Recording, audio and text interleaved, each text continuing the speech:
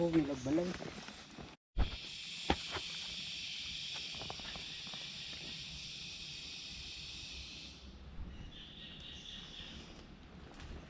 Yan, ipagapin ko ano. Ipagapin mga was ba. Ara yung itlog ng mga was. Namay ko ni. Nutrients. Tambok. Diyan. Aw. Tambok ayo.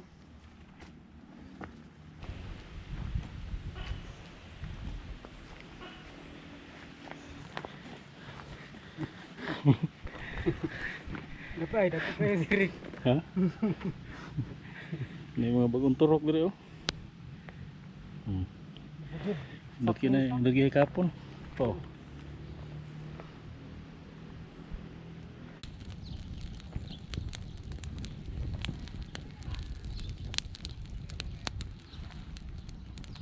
Good morning guys.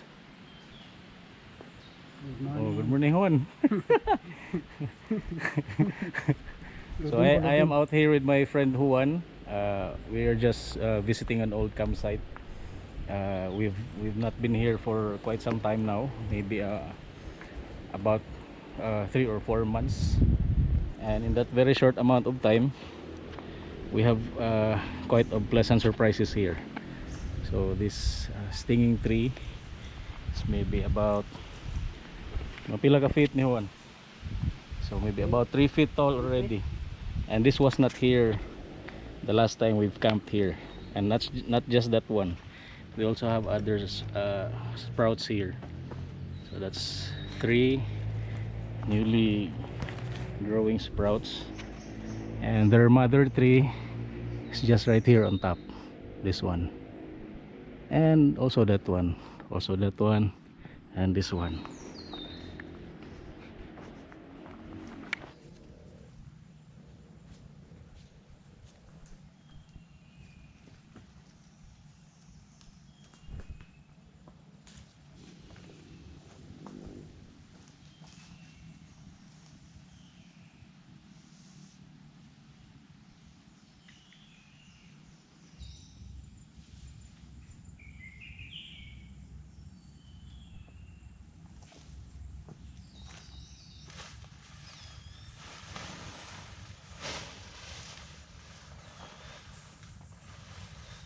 Hindi na libok uning bato no. Wala. Manangon.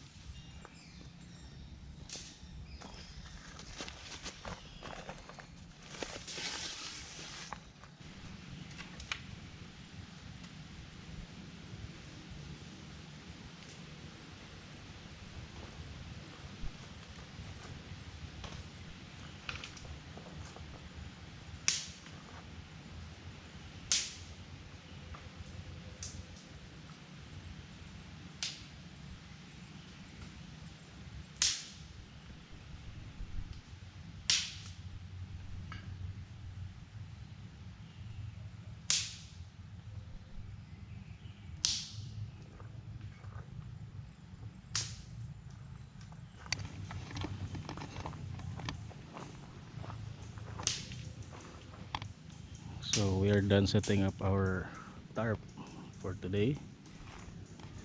What we did here is just basically the same. So for our ridge line,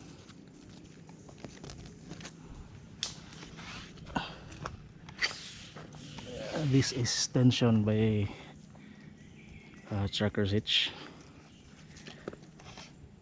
but with this one I was using a directional figure of 8 to make the loop, and just made use of the twigs around camp. So we have a lot of toggles, and for the guy lines,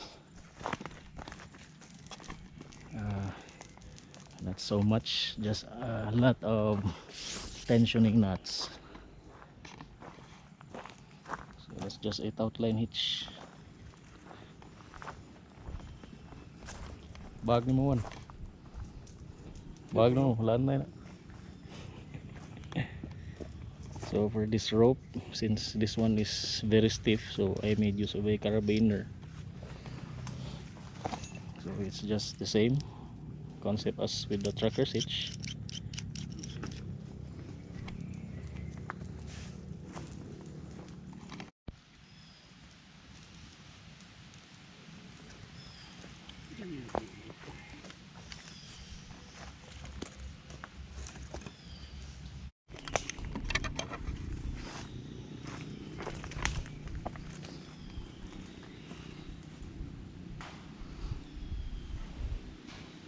So we have here a widow maker. This branch, if you notice, it just fell off recently. So we are going to make use of the fallen branch, since I found here a Y stick. It's not the most perfect Y stick, but it's usable for what we are going to do today.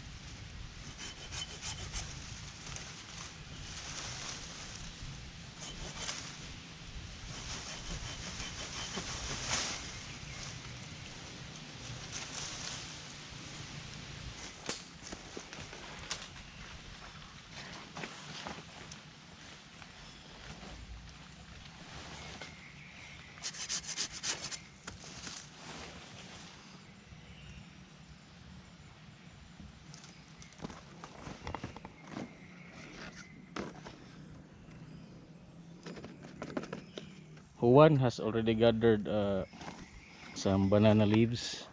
We are going to use this for our food and for preparation of our meat. And also those banana leaves will be used later if in case it's going to rain. So we're just going to make just a small canopy here for our campfire. Okay, pwede na.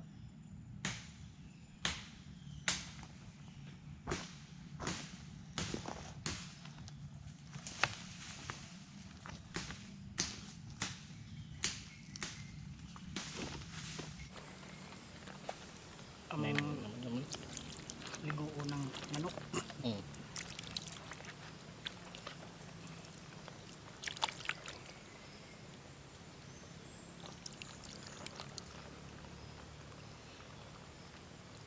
Ito na eh.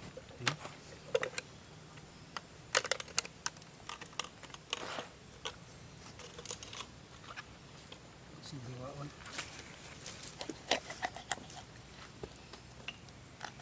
Ganyan ikaw ba?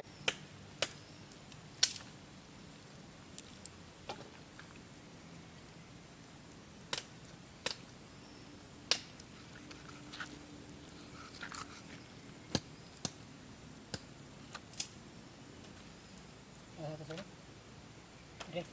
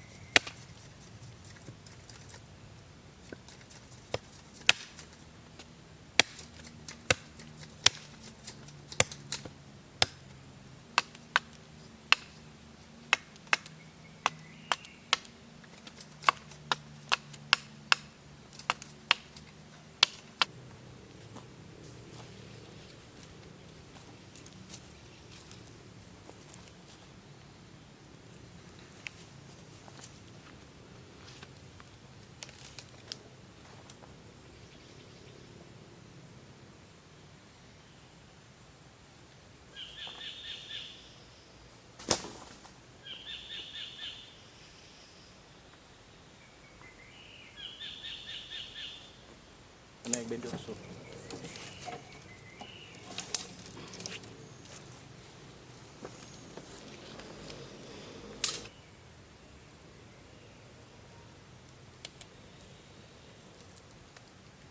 Marketing na sa nila para naka kaya mga si ganit. Ulit pas balay as nito na.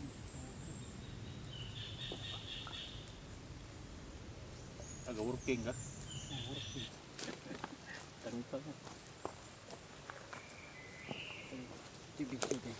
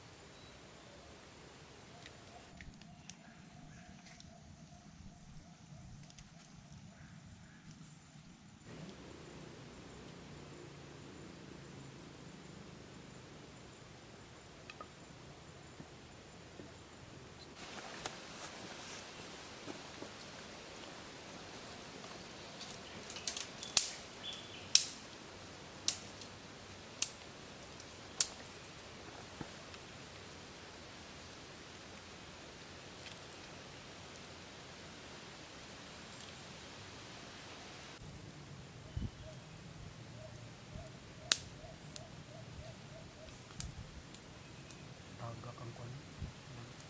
Ikaw. Grabe sigo. Sunog na. Maintain lang kayo.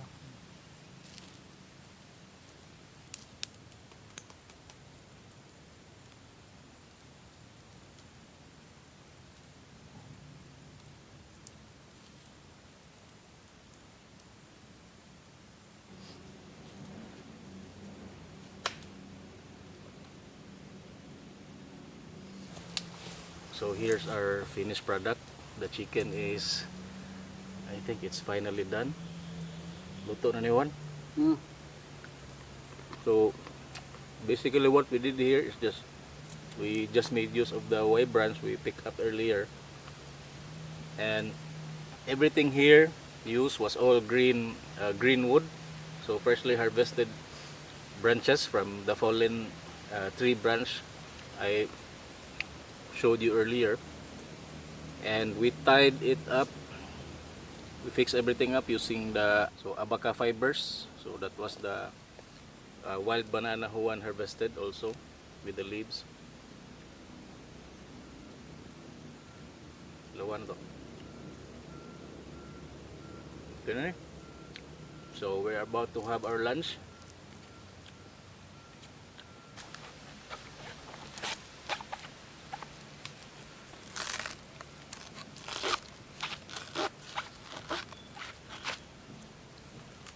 So mo ni guys, maghimoy plato nya.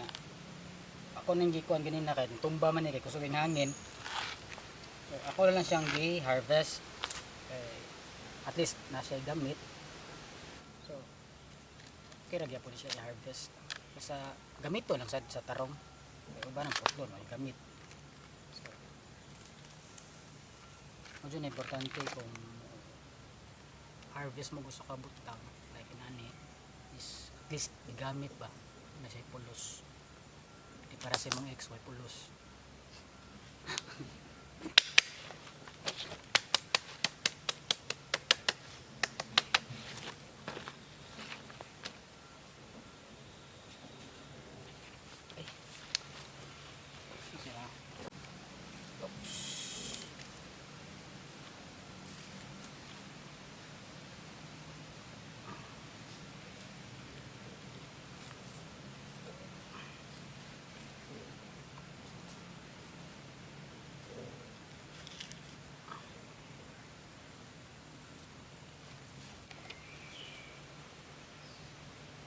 isa sa mga panghambog sa Cebu. Hanging rice.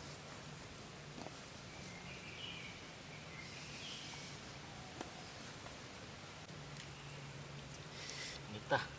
Senyor Pedro, baka naman.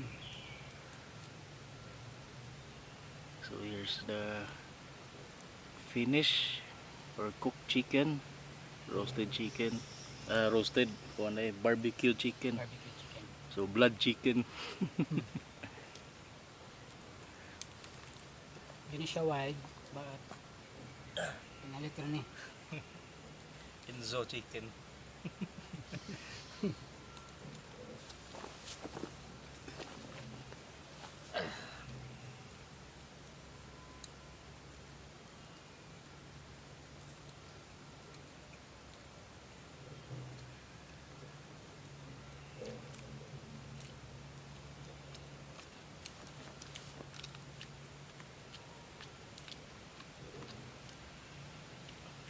Gusto ko pa manok. Tamis man.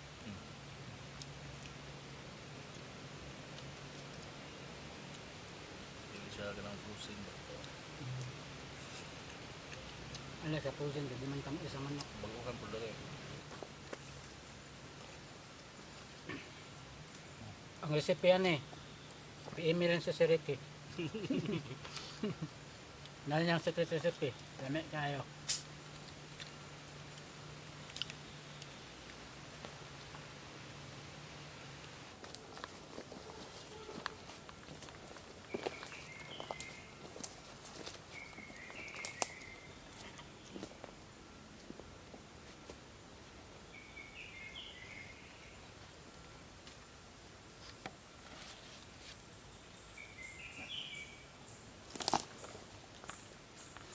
Okay, so maybe many of you have wondered earlier on this episode, I have showed you this type of plant, which is also present on our campsite area.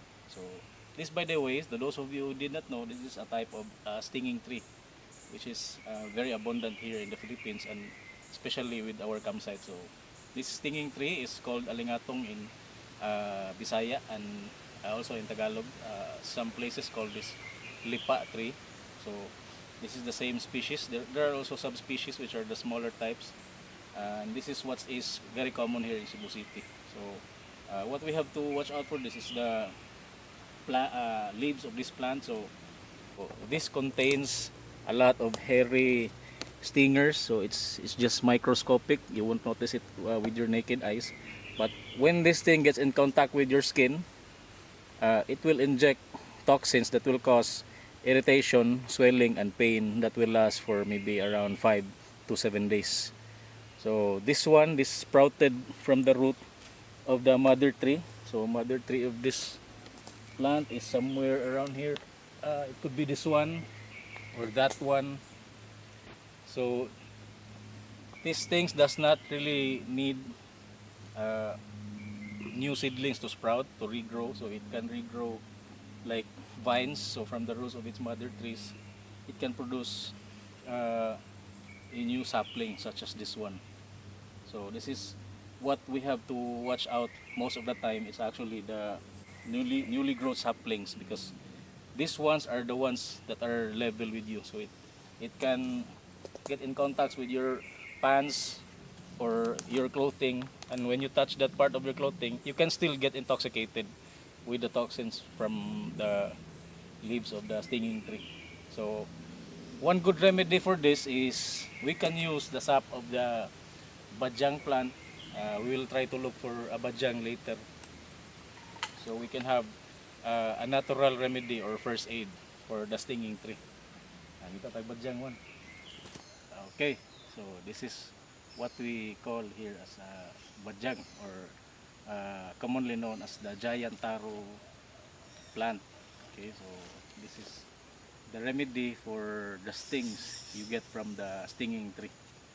So what you are going to do is just simply get one stalk of this tree, okay, and then rub this around the affected area.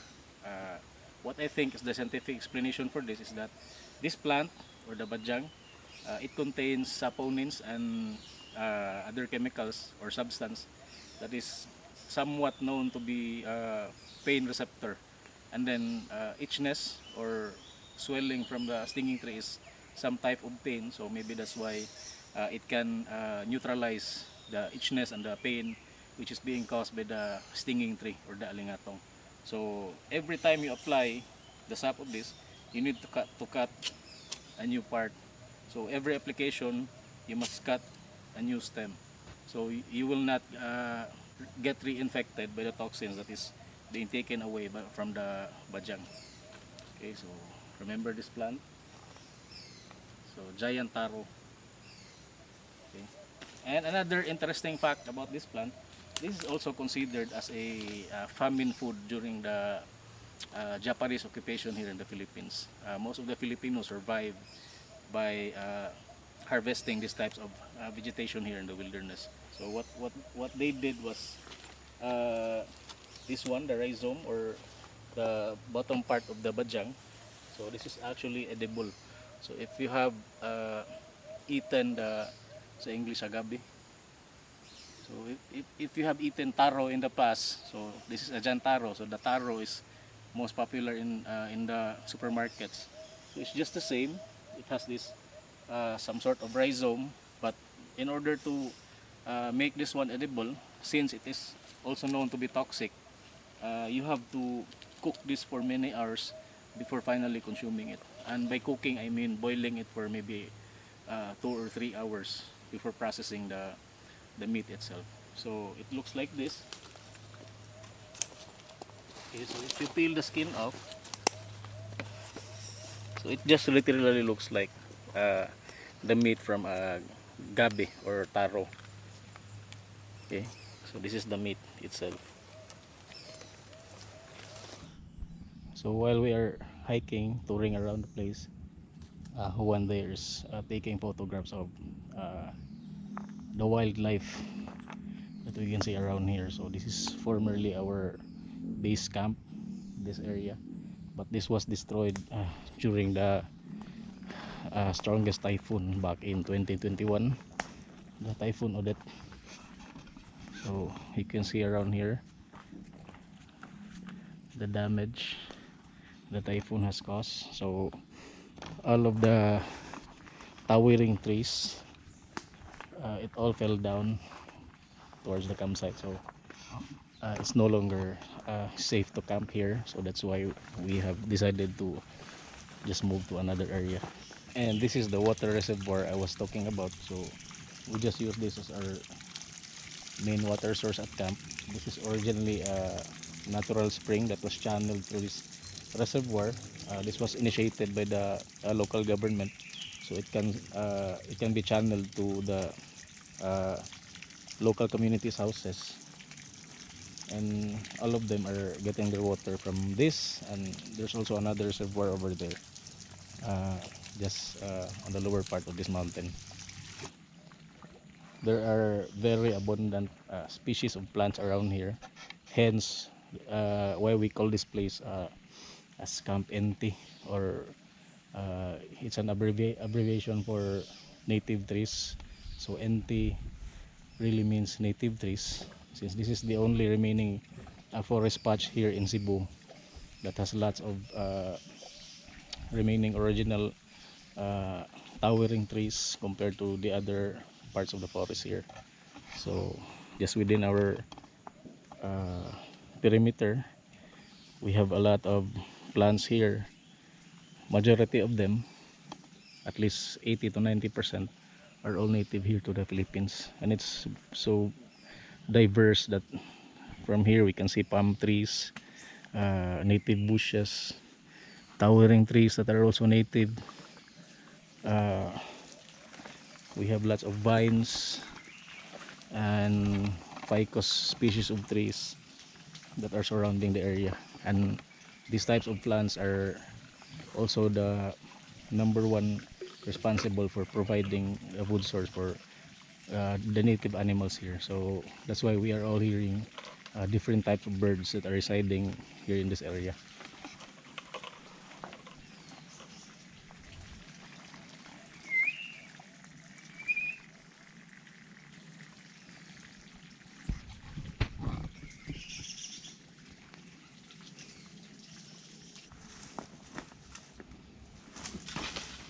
Ah.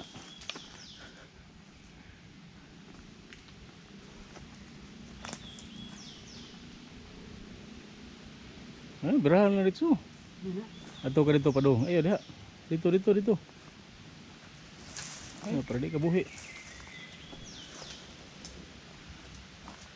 Gahe eh. Gino. Uno, dos.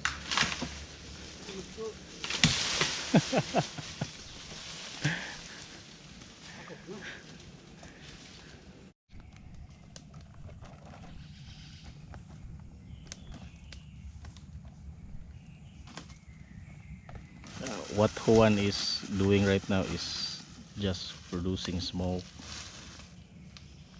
using the leaves of the fallen branch right here on the back, because it's already past afternoon, and during this time of the day mosquitoes and different flying insects usually come out at the camp.